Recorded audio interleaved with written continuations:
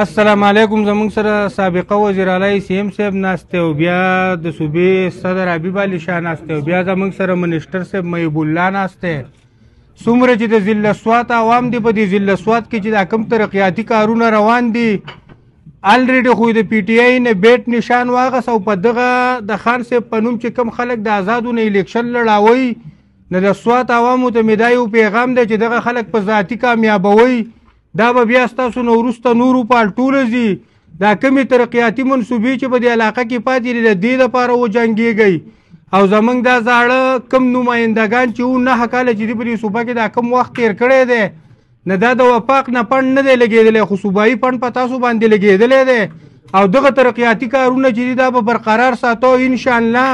پی ټی آی پی چې دا صرف نوم بدل شوی او پی ورسره سیوا شوی دی خو د صوبې هغه زاړه نمایندګان دي او په هغه زړه طریقه باندې د پی ټی آی څومره کارکنان چې دي دا دویمه لار چې موږ ته کومه کولاو شوې ده په دې کې به هغه خپل ویژن برقرار ساتو او نورې خبرې به انشاءالله باقاعده تاسو ته په تفصیل باندې په هغه زاړه طریقه په ویډیوګانو کې کوو